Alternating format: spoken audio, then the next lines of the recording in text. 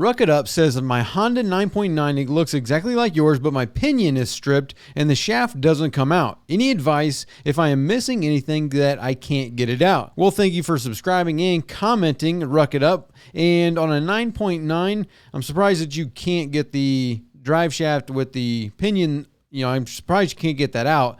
Most likely, I'm assuming that you have the pinion nut off of the drive shaft already, and that what's probably going on is the drive shaft itself is the pinion gear is welded itself onto your drive shaft is basically what it is. If you've stripped out the pinion gear, then, you think about whatever has failed in the gear case and has stripped out that pinion gear, that's a lot of force. Also think about how a pinion is working on a drive shaft. You've got the power head spinning your drive shaft and it's got, however many splines with the gear on those splines constantly spinning like this and putting force. Those teeth are together like that. And depending on how old the unit is, those pinion gears, those splines, they can weld themselves together.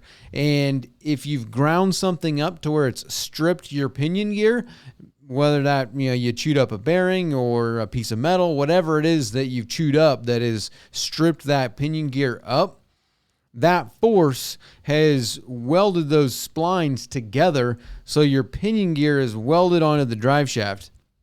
Not uncommon to see, and sometimes you can't get them out without destroying it. Honestly, on a 9.9 Honda, I would probably honestly be looking for a used lower unit before I went through the trouble of trying to rebuild that one, depending on the situation. If you chewed something up, if you chewed up your pinion gear, then my guess is that your forward and reverse gear are also probably messed up.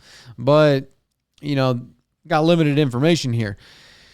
Now, I would say cost savings wise that you're probably going to be better off trying to find a used lower unit for a 9.9 Honda, and for a few $100s that you could probably find one and be just as much as trying to rebuild yours. But with that being said, usually, like I said, most of those gears are welded on there and it's the splines that are stuck, unless you've got serious rust and water intrusion and it has rusted the bearing onto the drive shaft or something else broke where it's welded itself on there.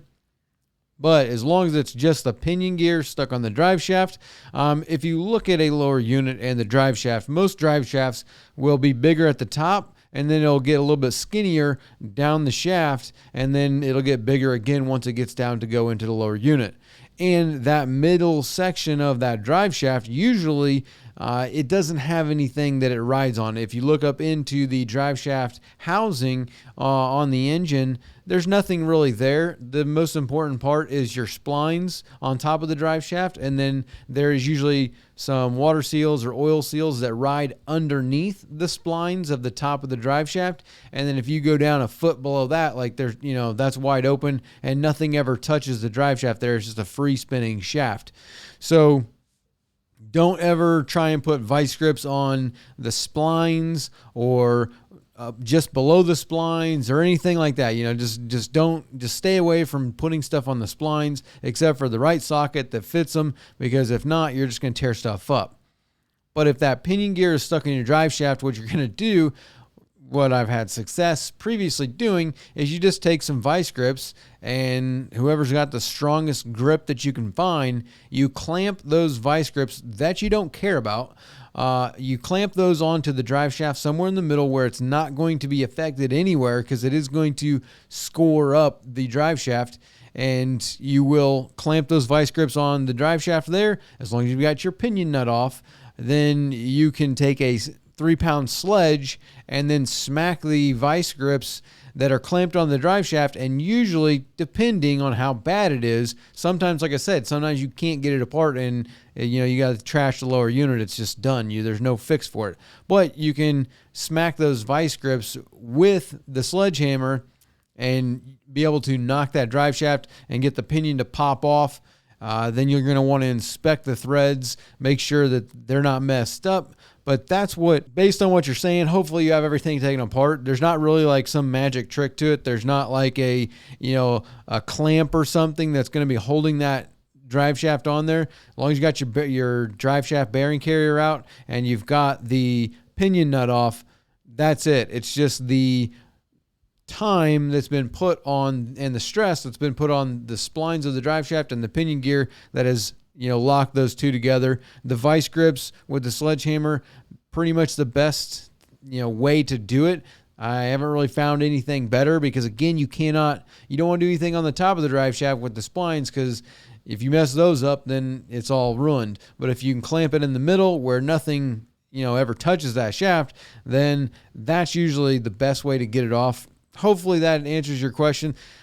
Personally, like I said, I'd probably look for a used 9.9 for a Honda, and for the price that you're going to have in it with the pinion and all the other stuff, you might be able to find a better used lower unit, and that will be a better option. MH says, I have a 1985 Dusky 256cc with a bracket. What outboard do you recommend? Any brand, year, 2 4-stroke? Just overall, what's going to have the best chance of getting me home?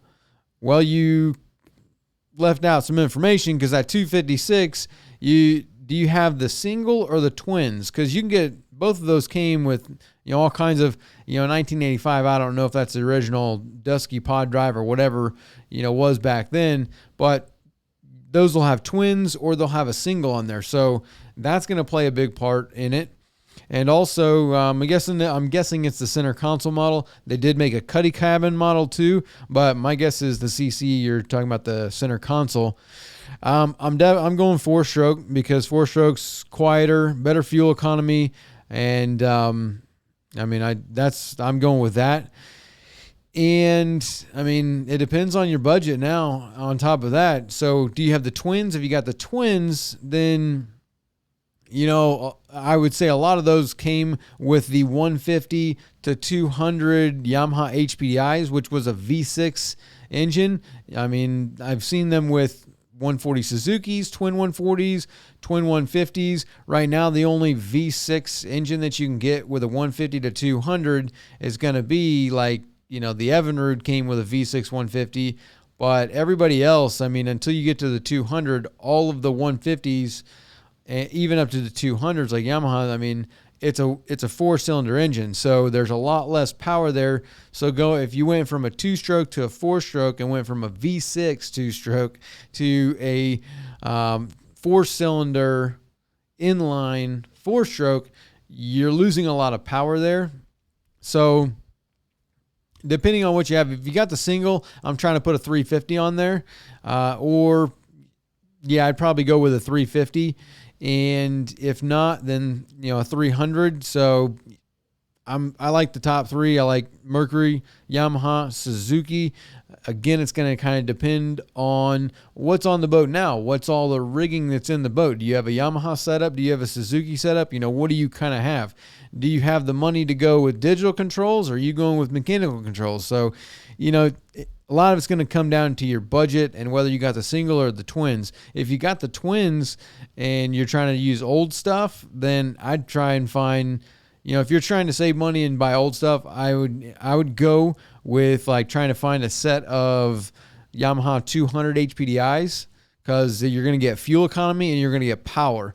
So there is that. But you've got a lot of variables there. I would try and go with a 4-stroke though, but that's kind of my 2 cents. I don't really have much other than that, because I don't know, if you had that narrowed down more to whether or not we got the twins or the single and what your budget was, we could probably go a little bit deeper. But One Bird, Two Stones says, what size shuttle slide were you using? I have a 25T Contender.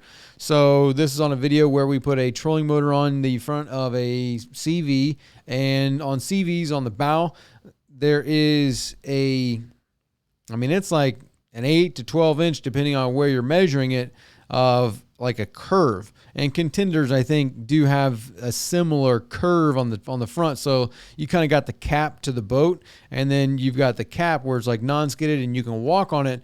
But then towards the end, it kind of like slopes, and there's a slope down, and it could be 6, 8, 10 inches. And whenever you put a trolling motor on, that distance to get over that gap is kind of a problem. So there is a thing called a shuttle slide, and a shuttle slide is basically it's a piece of metal that slides out like this and then slides back in. So you mount the trolling motor to the top of the shuttle slide, and it will slide out over the bow of the boat, and then your trolling motor can drop down in and you could use it. 25T on that CV, that was a 34, and we used the 15-inch extension. I want to say they call it a 15 extension.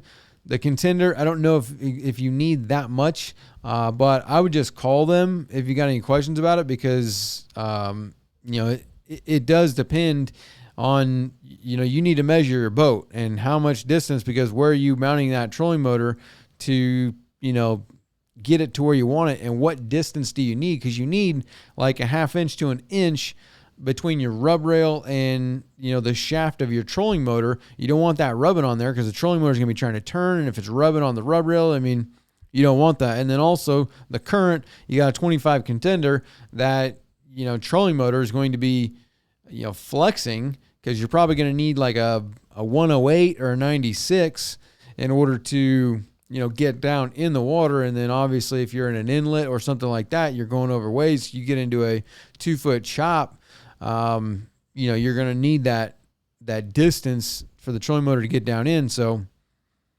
I would just call them and measure your boat, because I'm not 100% on what a 25T Contender has as far as where you're trying to put the trolling motor and what measurements you need. Cool thing though, either way. Shell slides they're pretty nice. Rumman Boats says backwards on the gear ratio in this video, but yeah, RPMs are what make a boat go. Giving the prop more bite makes a higher torque requirement from the engine. Now, how much torque can the prop require, and how fast can you spin it, i.e. how many RPM? That's how you go fast, along with reducing drag. Yeah, that's true. Hand up, accountability, that was me. Definitely, I messed up on that one. I don't know how the displays, I guess it was, it's the graphics that we had in that video. We flipped the gear ratio, whether the engine spinning compared to the gears and the prop. We just had those graphics were flipped backwards. So, thanks for catching that. And yeah, the gear ratio, I guess this was just a statement, not really a question. So yeah, the more torque you need, the faster you need it. So Roger Atkinson, should my Optimax 150 pee immediately, or does it wait until the engine is warm? My dad died about 1.5 years ago, and I now possess his Nitro 7. I tried to run it on the muffs and in a bucket, but it won't pee unless I put it on the flush attachment on the engine. Sorry to hear about your dad, Roger, but it should. It's not. It's pretty immediate. As soon as that impeller starts sucking water up in there, it's within 3 or 4, 5 seconds that should be peeing. So a lot of it's going to come down to other factors, like what's the hose pressure, what kind of water pressure do you got coming out of your hose, what's the impeller look like, is there any other issues like that? The thermostats and other stuff, when it gets warm, none of that has to do with the pee. Your telltale is just off of the water jacket, or it's off of a water line, depending on the model. I know you got an Optimax, so we could talk about that. But for anybody else, it's just coming off of the water jacket or a water line or something, and it's just, it should be immediate. Like it's, you turn the engine on, and within a few seconds, they should start peeing. If it's not peeing on the hose, it is not uncommon for the engine to not have a telltale, simply because of the lack of water volume and water pressure. So depending on what you're trying to do, if you're trying to flush it and run the engine to flush it, you don't necessarily need to do that, but depends on what you're trying to do. The bucket is definitely the way to go, but it sounds like you probably have a weak impeller or something like that. The only reason that it's going to pee immediately when you hook it up to the flush attachment is because you're putting that power and that pressure straight in the power head, and especially an Optimax, because that P2, here's the flush and here's the telltale right out the side. So it's like immediately going to be pushing it out there. But I would be checking out your impeller and see if you make sure you don't have any problems there. Other than that, it's pretty immediate. The nuts and bolts, in your opinion, is a plastic tank better than an aluminum tank? Saltwater, yes. Fresh, no. I have the Key West 1720 with an aluminum, and the top has pitted bad enough to create holes. The idea of removing it is daunting. Thanks from a new subscriber. Thank you for subscribing, Nuts and Bolts. And whether it's aluminum or it's plastic, I think both of them have their advantages, and they both have a lifespan. So plastic gets brittle, plastic will crack, plastic will strip. You will have trouble with the, plastic will warp because of heat and, the effects of fuel, whereas aluminum doesn't necessarily have all those issues, but aluminum will pit, and especially on a 1720 Key West. On that 1720 Key West, the console sits on the deck, and the deck has a pie hole cover, and eventually the gaskets and stuff will leak. You're going to get water down in there where your tank is. So most of those did have a plastic tank in there for that, I wouldn't say for that reason alone, but a lot of them did have plastic tanks. And the aluminum, most of the ones that I've seen, especially the one that we got right now, water's on top of that tank. So if you got water on top of your tank, that water is going to make the corrosion issue happen a lot quicker. Whereas plastic doesn't corrode, but you put it on a timeline. For one, how old's that 1720? If it's 20, 25, 30 years old, plastic or aluminum, 25-year-old tank, that's about the time you got to start investigating your fuel tanks on any boat. If you're buying a used boat, 25, 30 years, check that fuel tank, because, in the future, you're going to be putting a fuel tank in that boat. Some of them will last 40 years. This is probably more of a saltwater deal, opposed to freshwater, and probably also because of the amount of time that the engine gets to see. Not necessarily a fresh versus salt, but probably more of a location issue, like, South Florida versus Vermont. South Florida, that boat's being used all year round. Vermont, you get 3 months out of the year to use the boat, and then it sits in storage for the rest of the time. So if you got a 45-year-old fuel tank that has no issues, well, the thing only sees the water 3 months out of the year. And on top of that, the rest of the time it's just sitting in storage, and I doubt it's getting the same amount of hours. Whereas South Florida, that thing's getting used all the time. So after 20, 25 years, that's kind of part of what comes with the boating in that area. Again, the plastic versus aluminum, I think they both have a very similar lifespan. Aluminum it's going to corrode, it can crack, it will pit. Usually you get 25 to 40 years out of the aluminum. And then on the plastic will crack also. It will warp. It will, become brittle. It can have other issues like the cinder and the fuel pickup, where that is. A lot of that stuff, because it's plastic, that stuff will strip out. And those things will corrode, and you can have issues there. So also the fill and the vent, you can have issues there where, anywhere there's a weld, something can happen. So I don't think one's better than the other. On the Key West, if it's going to get wet like that, then I'm probably going plastic, because the water is not going to affect the plastic, whereas water is going to pit the aluminum way faster. Long-winded answer there for you. JP Banks, I have a 55 horsepower Yamaha outboard that will stop peeing after running a bit, but if I run a piece of wire with insulation up the tube, it will pee a nice stream. Then after a while, it will stop again. Each time I repeat the process, it will start peeing a nice stream again. If I disconnect the hose where the water comes out of the manifold, the water is coming out forcefully. I have changed the hose twice, but still have the same problem. Today, I ran the wire up the tube twice, and so far it's still peeing a good stream. Maybe all the crud is out of the housing. What do you think? The hose has probably nothing to do with it. You probably didn't need to change that hose, and you've most likely got a piece of sand or coral or a rock or something like that. Most likely you sucked it up through your intake. It has gone up into the engine. Not exactly sure on a 55 horsepower Yamaha.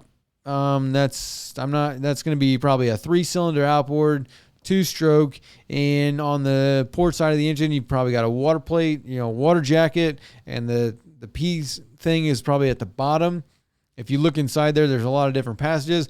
Most likely you've got a little piece of a shell or something, or a little, piece of a wood or something. So you stick whatever it is in there, your wire, insulation, whatever, you're sticking that up in there. It's pushing that blockage back, and then you start to run the engine, and the thing's just floating around and running around, and then all of a sudden it'll suck it back up, and you'll lose your pee again.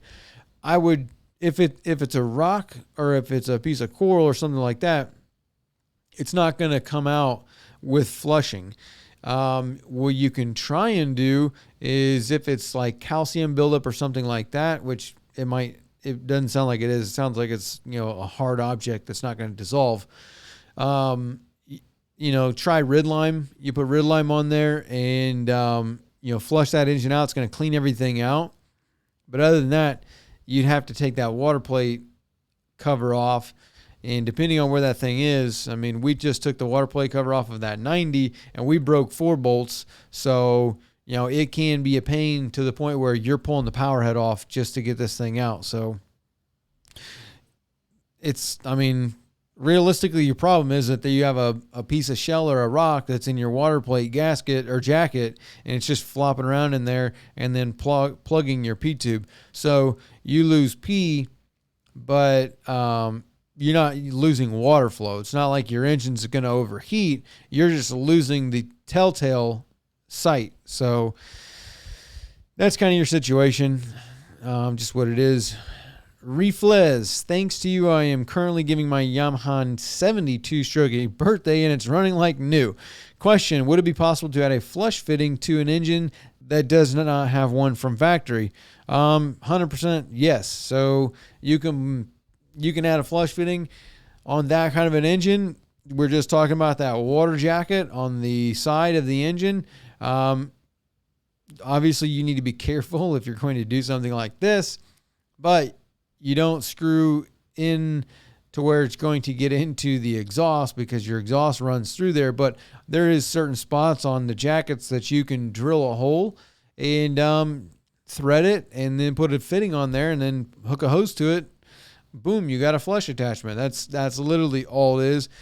Also, you could probably even take one of the water hoses and cut it, put a T in there, and cap it off with something, like say you put a garden hose fitting onto the side of it on that T fitting and it's running, going to be peeing or whatever.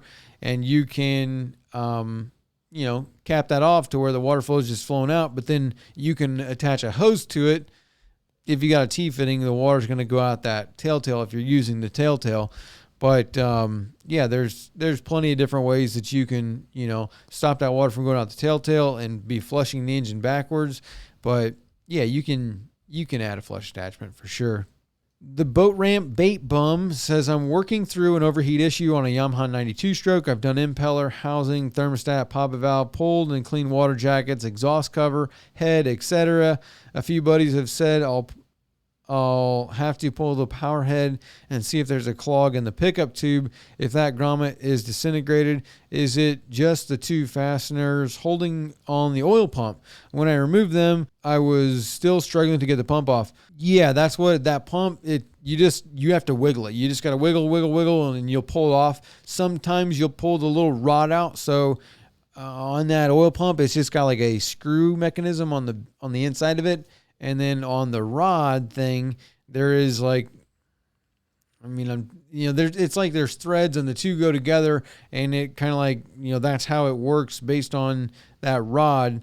And sometimes you'll pull the pump off, and it's because you've disengaged those threads and like pulled it off, but then you can just pull that tube thing out. But yeah, you just have to wiggle it and pull out. It's just hard to get to because it's, there.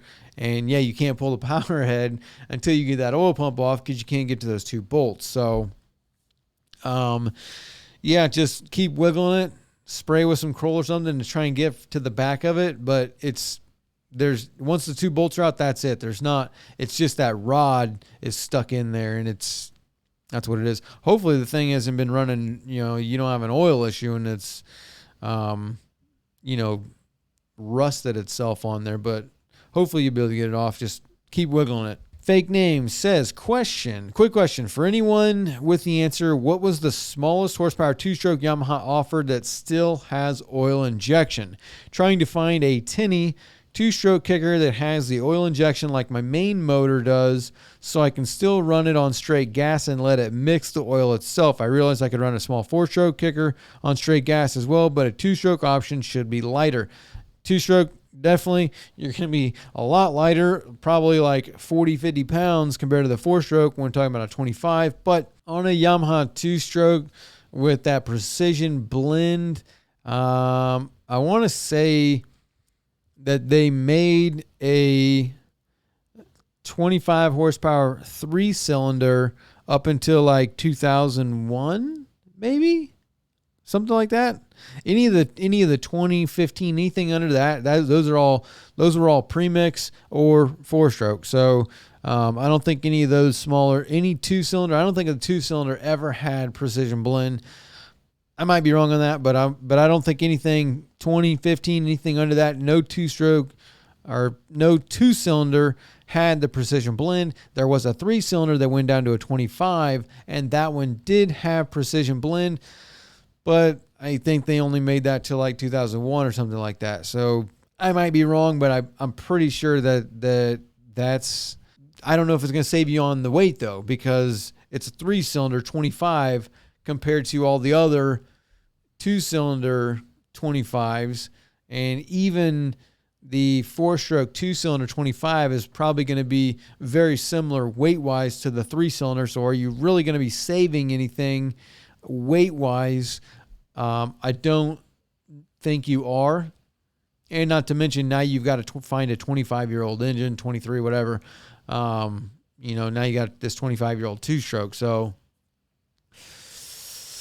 I think you're right. You might just be having to be stuck with the weight and going with the four-stroke again, because I'm not sure how heavy that three-cylinder 25 was, but I got to imagine being a three-cylinder, it's going to be very similar weight, and it's probably going to have the oil tank on the engine. So, you've got an oil tank and an extra cylinder, so your weight's going to be, I don't think you're going to save on the weight. Sorry. Robo Kiss says, do these BF 225 Honda V6 car engine outboard motors have a potet value or water regulator valve? I think you mean a pitot valve or a water regulator. I'm pretty sure they do. I want to say it's in the adapter plate in the back. Like there should be some hoses coming out, going down, and like they're in the adapter plate. And I want to say that there's poppet valves back there. Not 100% sure, but I'm pretty sure that the BF 225 does have poppet valves in the back in the adapter plate. So yes, I'm pretty sure they do. Be Gone says, you are the man to answer my questions. Hopefully I'll hear back from you. In the market to repower my boat, working on twin Suzuki 200 horsepower. Actually paid for them today. $41,000 includes D-rig and re-rig. This is where I have an issue. Suzuki has a March rebate incentive, $400 times 2 because you get 2 engines, and they have the 442 incentive. My issue is that the dealer is telling me I'm getting the $800 rebate and about $3,500 for the 442 incentive.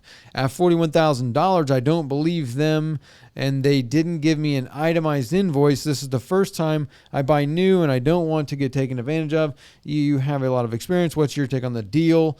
Really appreciate the feedback. I don't really know the price all that much, like $41,000, whether that's right, whether that's wrong. If you're getting $3,500, for the 442, are you getting $3,500 per engine or $3,500 for the set? Because that's pretty good. So if you're getting $800 plus 35, that's $4,300. That's a pretty good deal. So definitely the incentives on there, that's a pretty dope deal. But as far as the $41,000 with, so two engines, I don't know, what are those 200s? Probably like $16,000. I don't know. Last I checked, but this was months ago, so I don't know how much they cost. I want to say they were like 16 grand a few months ago, but prices with inflation that you've got here, everything is just insane. So I'm not gonna talk about that. Your rigging and the total repower, 41 might be pretty right. Honestly, if you've got, I don't know how much the rebate is, because if you got, let's say it's $16,000 an engine, that's $32,000 plus all your rigging, probably going to be $5,000 in your rigging, and then you got to, do the whole job. So, plus taxes on top of that, that's the price sounds about right. So again, I don't know about the price, whether the price is right or not. If you got $32,000 plus $5,000 in rigging, that's $37,000 plus the time to do it. So let's say it takes, 2 days, 3 days to do it. Let's say you've got 24 hours, $2,400 at $100 an hour, which is super cheap. A lot of places are $190, $200, so you could be even $5,000 just in the labor, which would put you around 42. Maybe a little bit more, plus you got tax on top of that. So you might be looking $46,000 minus the 43. So that could be the price, because is probably right. My concern is probably like the itemized invoice. Like, how come you didn't get, if you asked for an itemized invoice, how come you couldn't get one? That'd be my bigger question. So sounds like it could be right. I really don't know. I don't know. I haven't priced a Suzuki for months, and prices are changing all over. How much is the labor? What rigging did you get? All that kind of stuff. So I can't really tell you anything on the price, but I would be asking for an itemized, receipt. Like, that's pretty standard. Like in most places, unless you're getting, unless they're just, here's your invoice and it's got repower 41,000 and taxes, whatever, incentive minus this. Like, I would say it should be itemized down to 2 engines at this cost. Here's all the rigging parts that you got. Here's how much you're going to get in labor plus your tax on top of that. I'd be more asking about the itemized receipt. I can't think of any place that won't have an itemized receipt, because you got to put, in order to take inventory, you've got to sell the parts. So if I'm going to put, if you're going to buy 2 engines with the engine harness, the key switch, the gauges, and all that stuff, like all that stuff has to come out of inventory. And if it's not itemized, then how do I know that I need to order more? So, you should be able to get an itemized invoice. I would just ask them for that, and should be it. Dwayne Roberts. So basically, if I wanted to flush my engine thoroughly, could I remove my thermostats once a year and use muffs to flush out any mud and debris? If you just take the thermostats out, yeah, you're going to flush out more debris. But, yeah, that would work to a point, depending on what you're trying to flush out. If you're running in really shallow, getting into sand and stuff, you might even, that would probably work. Taking out the thermostats and then just dumping it out the exhaust. Yeah. You could do that. That would probably work. The Cable Guy. Hey, do you have any suggestions for mildew treatment and prevention for a Sea-Doo? I got hurt and didn't fool with my jet skis, and I pulled the $300 cover off, and the seats are full of mold and mildew. That's unfortunate. I thought the cover would keep it dry and keep the jet ski from fading, but the joke is on me. Thanks for any advice and suggestions for this. I'm sorry to hear about that. The cable guy, yeah, some of them covers don't do so hot, and maybe there was something wrong with that cover where you're getting a bunch of, moisture up in there for it to create the mold. But if it's just mold and mildew, there's a guy named Drake's Detailing, and everything that I've ever seen him do on seats and mildew and stuff, like if it's just mold, get you some bleach and a spray bottle, bleach it on, and then take like a paintbrush and try and wipe it off with that, and then spray down with water. That should get mold and mildew off. And we got fake name again. Speaking of hull shapes, would a hook in the hull cause bow to dig in at speed? Yes, it would. So if you got a hook in the hull, being here's your hull and the back of it's got a hook, it's like having trim tabs, like water coming over the hull, it's going to push that bow. Anything in the back that goes like this, water coming along and it hits this, it's going to go down, which is going to force that bow down in the water. So a hook definitely will cause the bow to dig. Friend has a 14-foot aluminum with Mercury 15 horsepower. No matter what trim hole he adjusts his trim pin to, he says his front end digs in. Even farthest out hole, he says it digs. Been trying to figure it out for him as he's currently the slowest boat in our crew and would like to go places faster and farther. So I need to help him figure it out on his boat. Pretty sure he has the correct length leg. He's not running a 15-inch shaft on a 20-inch transom. I think you mean like a 20-inch shaft on a 15-inch transom, but or anything dumb like that. His cavitation plate is fairly level with hull from what I remember. Next time I see his boat, I'll check it. It's level or above or below the hull. Yeah, I would be looking at that anti-ventilation plate. If that anti-ventilation plate is below the hull, sure, that's going to make the bow, that's going to make it dig no matter how you trim it, because it's always going to be sucking it down. But generally, when that's sucking it down, it causes the whole boat to plow, not really because when you think about it, here's the boat going along and here's this plate. Water's coming off of this plate. It's causing that to dig, which is sucking the back of the boat down. So, you could see a bow plow or a bow lift from that. But if he's got a hook in the hull, then yeah, that's going to make the whole boat plow no matter what. So check that anti-ventilation plate. But yeah, if he's got a hook, that'd be messed up. And we'll do one more. Zacharias, what is it that you don't like about Contender? It's not that I don't like Contender. I'm just not the biggest fan. I like other boats more than Contender. I mean, Contender makes a great boat, so it's not like I don't. It's not like they don't make a great boat. They're just not my favorite. A lot of Contenders, depending on the models, they can get wet because they're skinnier, but they are a lot faster than the other boats. So it depends on what you want out of the boat. If you want that speed, they can get tippy, and you're going to get wet. So that's kind of what it is to me. A lot of Contenders can get wet, and that's what I don't like about them. But that's, my personal opinion, because that's going to come with what you're getting. You're getting a faster hull and a faster boat, and the bigger models don't even do that anyway. So it all depends. It's not like there's something wrong with them that I don't like them. It's just that they're not my favorite. So yeah, that's all I got on that one. I don't there's nothing wrong with them. I mean, Contender's one of the top tier boats. So it's just a matter of personal opinion. Honestly, it's not a matter of, what is it that you don't like? I don't like that some of them, it's a wet ride. So for me, anything that's a wet ride, not the biggest fan. But again, Contender's a really nice boat. So there's some give and take. A lot of them, the ones that are wet, it's because they're skinny, which makes them quicker. So you kind of get a give and take there.